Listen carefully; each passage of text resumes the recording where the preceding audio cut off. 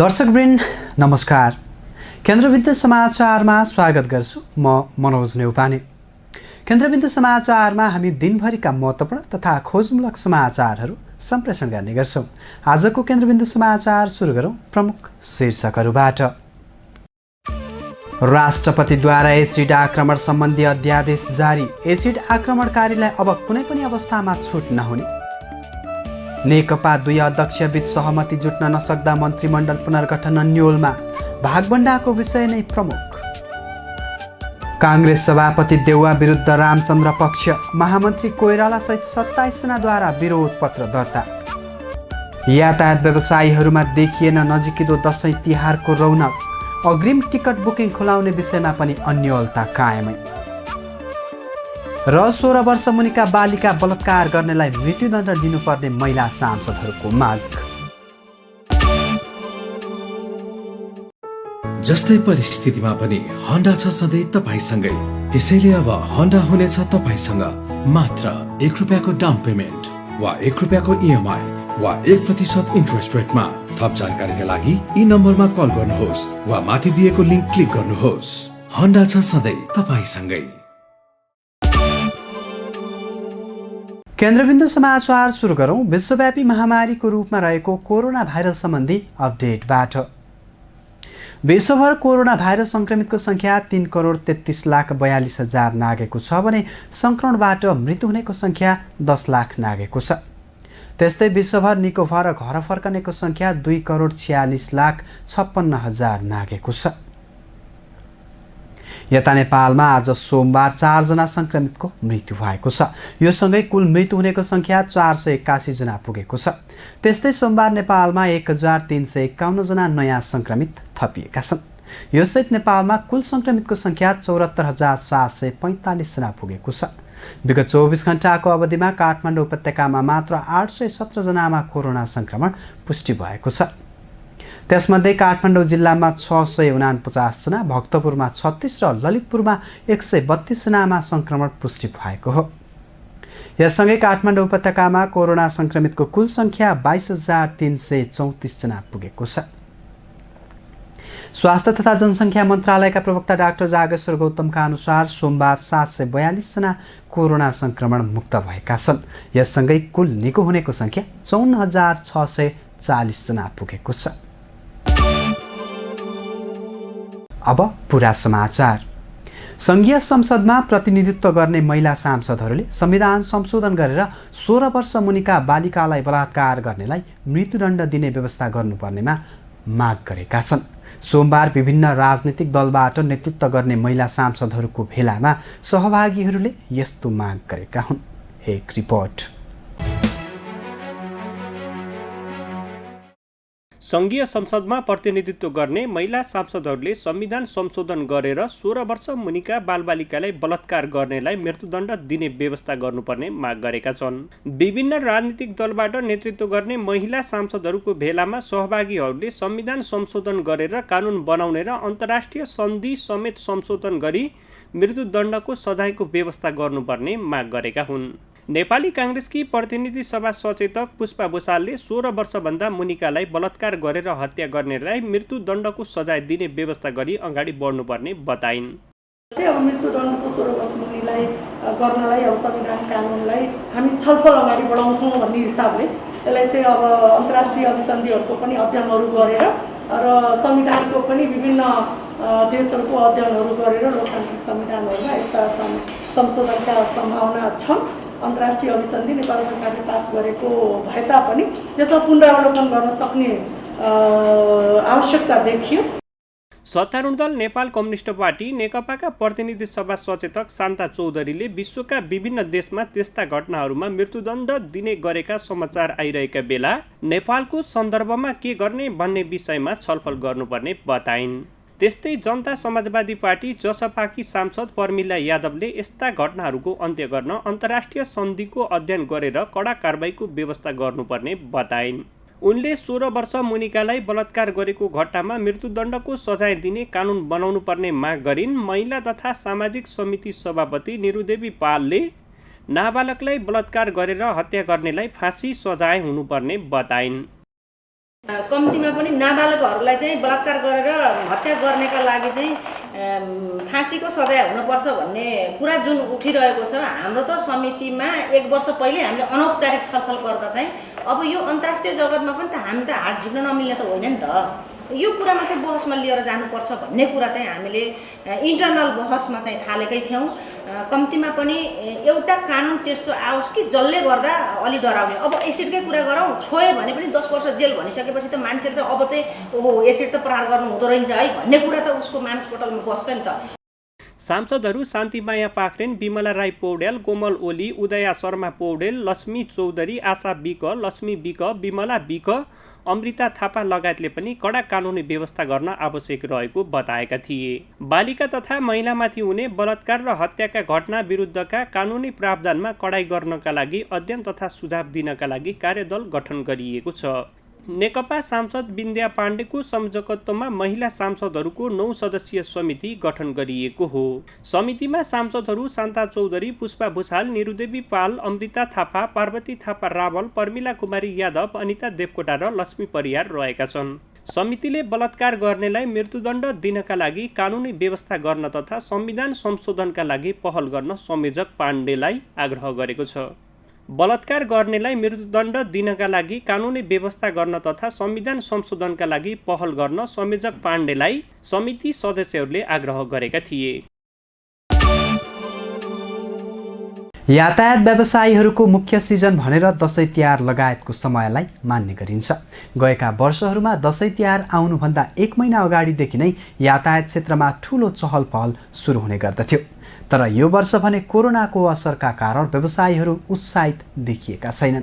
सार्वजनिक यातायातमा यात्रुको चाप नबढ्दा अग्रिम टिकट खुलाउने विषय पनि अन्यलमा परेको छ। एक रिपोर्ट। कोरोना भाइरसको असरपछि सरकारले गत असोज 1 गतेबाट लामो दूरीका सार्वजनिक यातायात सञ्चालन गर्न अनुमति दिएको छ। लामो समय ग्यारेजमा नै थन्किएर बसेका सवारीहरू सरकारले सञ्चालन गर्न अनुमति दिएपछि व्यवसायी उत्साहित बनेका थिए। तर अहिले सार्वजनिक यातायातमा यात्रा गर्ने यात्रु नै पाउन छाडेकाले व्यवसायीहरू तेलको पैसा पनि नउठ्ने भन्दै चिन्तित भएका छन्। यातायात व्यवसायीहरूको सिजन भनेकै दसैँ तिहार लगायतको समयलाई मान्ने गरिन्छ। गएका वर्षहरूमा दसैँ तिहार आउनुभन्दा 1 महिना अघिदेखि नै यातायात क्षेत्रमा ठूलो चहलपहल सुरु हुन्थ्यो। तर यो वर्ष व्यवसायीहरू उत्साहित देखिएका छैनन्। चाडपर्वहरू नजिकिँदै गर्दा पनि लामो दूरीको यात्रा गर्ने यात्रु नपाउने भएकाले यो वर्षको दसैँ तिहारको लागि 1 महिना अगाडिदेखि अग्रिम टिकट बुकिङ खुलाउने या नखुलाउने भन्ने विषय नै अन्यलमा परेको छ। कोरोना भाइरसको प्रभावले उपत्यकामा रहेका अधिकांश विद्यार्थीहरू, रोजगार नभएका मानिसहरू सबै गाउँमा नै रहेकाले दसैँमा यात्रा गर्ने यात्रुको अभाव देखिएको छ। यसले अग्रिम टिकट बुकिङ खुल्ला गर्ने कुनै पनि प्रक्रिया अगाडि नबढेको यातायात व्यवसायीहरूले बताएका छन्। सरकारले लामो दूरीका सार्वजनिक सवारीमा 50% मात्रै यात्रु राख्न पाउने मापदण्ड बनाएको छ। तर यातायात सञ्चालनमा आए पनि लामो दूरीको यात्रा गर्ने यात्रु 10% पनि नभएकाले अग्रिम टिकट बुकिङ खोल्ने कुनै प्रक्रिया अगाडि नबढाएको नेपाल यातायात व्यवसायी राष्ट्रिय महासङ्घका महासचिव सरोज सिटौलाले बताए। यात्रु नै नभएपछि अग्रिम टिकट बुकिङ खुलाउनुको कुनै औचित्य नभएको सिटौलाको भनाइ छ। सरकारले सकेसम्म सार्वजनिक यातायात प्रयोग नगर्न सर्वसाधारणलाई आग्रह गर्दै आएको हो। तर यात्रु नै बोक्ने एयरलाइन्स कम्पनीहरूलाई भने निर्वाध रूपमा सिटफुल यात्रु बोकेर सञ्चालन गर्न अनुमति दिएकाले सबै यात्रुहरू हवाई उडान मार्फत जाने गरेकाले यातायात व्यवसायीहरू धराशायी बन्दै गएको सिटौलाको जिकिर छ। यता कोरोनाको प्रभावले मानिसहरू घर बाहिर अनावश्यक बाहेक निस्किन पनि छाडेका छन्। दसैँमा घर जाने पनि कमै हुने भएकाले यस्तो अवस्था टिकट बुकिङ आवश्यक नरहेको व्यवसायीहरूले बताउँदै आएका छन्। यातायात व्यवसायीहरूले यात्रु नपाएको गुनासो भएकाले पनि दसैँको लागि अग्रिम टिकट बुकिङ खुल्ला गर्ने विषयमा विभागले कुनै पनि निर्णय नगरेको यातायात व्यवस्था विभागका महानिर्देशक गगन बहादुर हमालले बताए। अर्कोतर्फ कोरोना भाइरसको सङ्क्रमण बढ्दै गएकाले यसबाट सुरक्षित रहनको लागि लामो दूरीमा गाडी सञ्चालन गर्ने सबै व्यवसायीलाई दसैँका लागि अनिवार्य अनलाइन टिकट बुकिङको व्यवस्था मिलाउन यातायात व्यवस्था विभागले निर्देशन दिएको थियो। तर अग्रिम टिकट बुकिङ नै नखुल्ने भएपछि यो व्यवस्थाबाट पनि व्यवसायीहरू पछि हटेका छन्। टिकट बुकिङ गर्न जाँदा भिडभाड बढ्ने भएकाले टिकट बुकिङ अनलाइनबाटै गर्ने व्यवस्था गर्नुपर्ने भएको थियो। तर अहिले यो विषय सरकार तथा व्यवसायहरू दुवै अन्यलमा देखिन्छन्। त्यस्तै सोमबार नेपाल यातायात व्यवसाय राष्ट्रिय महासङ्घले सार्वजनिक सवारीका साधनमा सिटभरि यात्रु राखेर चलाउन दिन भौतिक पूर्वाधार तथा यातायात मन्त्रालयलाई पत्र लेख्दै यो व्यवस्था हटाउन लिखित माग पेश गरेका छन्। सरकारको आधा मात्रै सिटमा यात्रु राख्ने नीतिले यात्रु समेत मर्कामा पर्ने भन्दै व्यवसायले दशैं अगाडि नै यो व्यवस्था हटाउन सरकारसँग माग गरेका छन्। नेपाली काङ्ग्रेसका सभापति शेरबहादुर देउवाको कार्यशैलीसँग असन्तुष्ट रहेका पार्टीका वरिष्ठ नेता र केही पदाधिकारी सहित केन्द्रीय सदस्यहरूले हस्ताक्षरसहित विरोध पत्र केन्द्रीय कार्यालयमा बुझाएका छन्। सोमबार पार्टी केन्द्रीय कार्यालय सानेपामा पुगेर केन्द्रीय सदस्य नवीन्द्रराज जोशीले मुख्य सचिव कृष्णप्रसाद पौडेल मार्फत सभापति देउवालाई हस्ताक्षरसहितको विरोध पत्र बुझाएका हुन्। हेरौँ पुरा समाचार। केन्द्रीय विभागहरूको गठन तथा क्रियाशील सदस्यता वितरणमा मनमानी भएको भन्दै नेपाली काङ्ग्रेसको असन्तुष्ट समूहले सोमबार पार्टी केन्द्रीय कार्यालयमा विरोध पत्र दर्ता गराएको छ। पार्टी सभापति शेरबहादुर देउवाले एकलौटी गरेको भन्दै वरिष्ठ नेता रामचन्द्र पौडेल समूहले केन्द्रीय नेताहरूको हस्ताक्षर सहितको पत्र दर्ता गरेको हो, जसमा पौडेल सहित महामन्त्री शशाङ्क कोइराला, कोषाध्यक्ष सीतादेवी यादव, पूर्व महामन्त्री प्रकाशमान सिंह, केन्द्रीय सदस्यहरू अर्जुन नरसिंह केसी, रामशरण महत लगायतले हस्ताक्षर गरेका छन्। देउवाको कार्यशैलीप्रति असहमति जनाउँदै गरिएको हस्ताक्षर सङ्कलन केन्द्रीय सदस्य नवीन्द्रराज जोशीको नेतृत्वमा दर्ता गरिएको हो। केन्द्रीय कार्यालयमा दर्ता गरिएको हस्ताक्षर सङ्कलनको विषय आउँदो केन्द्रीय समितिको बैठकमा छलफलको एजेन्डा बनाइने असन्तुष्ट पक्षको भनाइ छ। नेपाली काङ्ग्रेसको केन्द्रीय समितिको बैठक यही असोज 19 गतेका लागि तय भएको छ। पौडेल समूहको यो हस्ताक्षर सङ्कलन अभियानमा कृष्णप्रसाद सिटौला समूह भने सहभागी छैन, तर विभाग गठन र क्रियाशील सदस्यताका सम्बन्धमा उसले केन्द्रीय समितिमा कुरा उठाउने भने प्रतिबद्धता जनाएको छ। आउँदो फागुन 7 देखि 10 गते महाधिवेशनको मिति तय भइसकेका बेला देउवाले पार्टीका करिब 4 दर्जन विभागमा धमाधम मनोनयन गरिरहेका छन्, जसमा सुरुदेखि नै पौडेल समूहले आपत्ति जनाउँदै आएको छ। प्रधानमन्त्री एवं पार्टी अध्यक्ष केपी शर्मा ओली र अर्का कार्यकारी अध्यक्ष पुष्पकमल दाहाल प्रचण्डबीच सहमति जुट्न नसक्दा मन्त्रीमण्डल पुनर्गठनको विषय अन्यलमा परेको छ।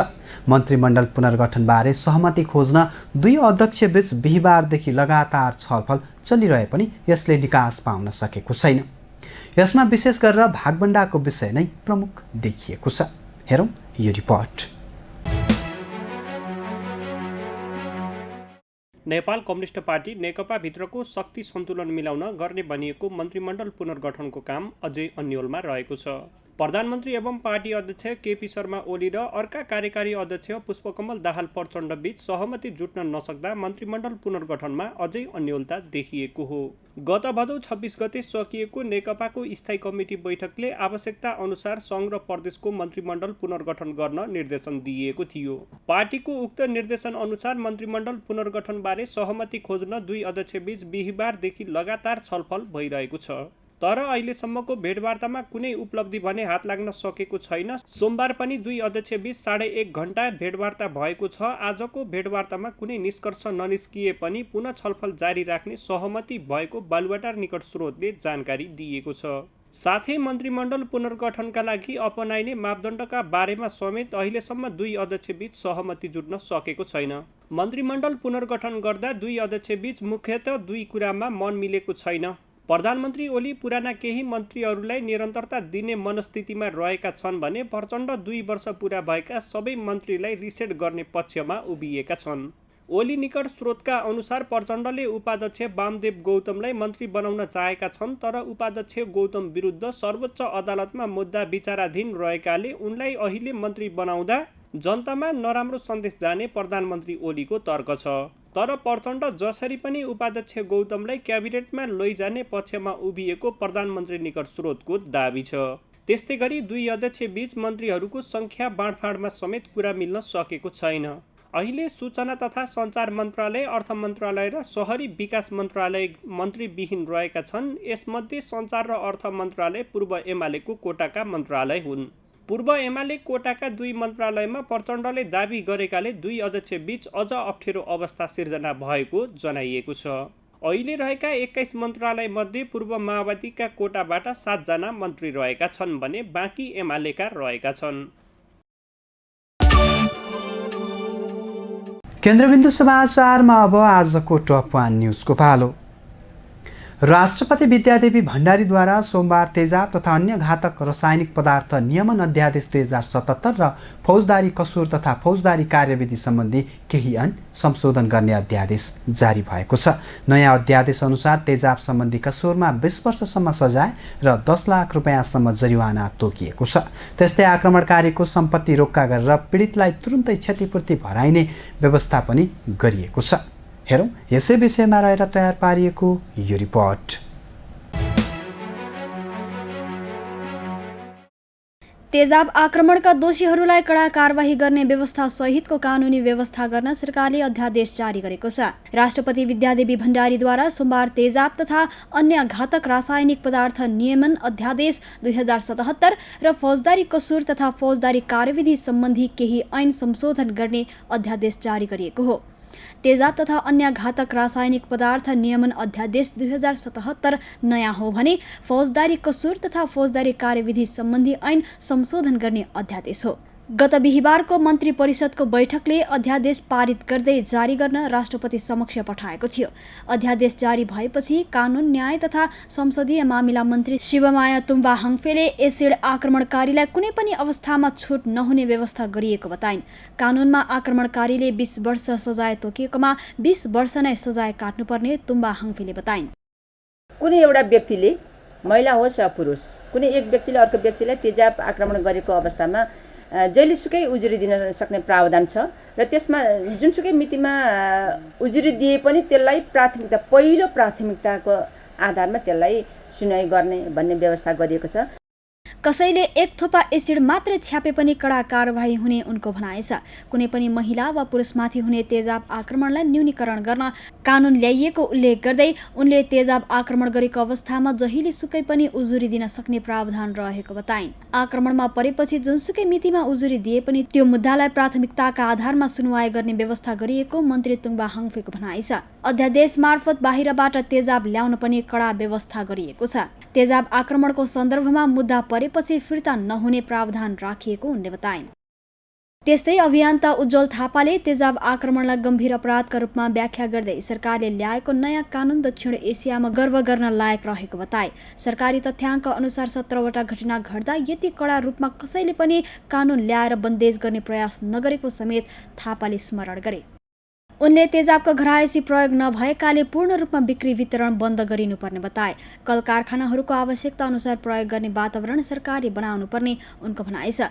नेपालमा जतिसुकै कडा कानुन बने पनि कार्यान्वयन पक्ष फितलो हुने गरेको उल्लेख गर्दै उनले सरकारले कार्यान्वयनको पक्षमा विशेष जोड दिनुपर्ने बताए। अहिले आक्रमण भन्दा पनि आक्रमणको धम्की दिने जमात ठूलो भएकाले प्रहरीले कानुन कार्यान्वयन र तेजाब छ्याप्ने धम्की वा कुनै पनि सन्देश पाएमा कडा रूपमा प्रस्तुत हुनुपर्नेमा थापाको जोड छ। तेजाब सम्बन्धी कसुरमा 20 वर्षसम्म सजाय र 10 लाख रुपैयाँसम्म जरिवाना तोकिएको छ। आक्रमणकारीको सम्पत्ति रोक्का गरेर पीडितलाई तुरुन्तै क्षतिपूर्ति भराइने व्यवस्था पनि गरिएको छ। तेजाब छ्यापेर पीडितको अनुहार, नाक, कान, घाँटी तथा संवेदनशील अङ्गमा क्षति पुर्याएमा 20 वर्षसम्म कैद सजाय निर्धारण गरिएको छ। शरीरका अन्य अङ्गमा तेजाब मात्रै परे 10 वर्ष सजाय भुक्तान गर्नुपर्नेछ। तेजाब बिक्रीका लागि जिल्ला प्रशासन कार्यालयबाट लाइसेन्स लिएर मात्र बिक्री वितरण गर्न पाइने र वर्षैपिछे लाइसेन्स बिक्री इजाजत अध्यावधिक नवीकरण गर्नुपर्ने कानुनमा व्यवस्था रहेको छ। हस्त दर्शकवृन्द, आजका लागि केन्द्रबिन्दु समाचार सकिएको छ। भोलि पुनः यसै समयमा हामी उपस्थित हुने नै छौँ। तबसम्मका लागि बिदा दिनुहोस्। केन्द्रबिन्दु न्युज हेर्दै गर्नुहोला। नमस्कार।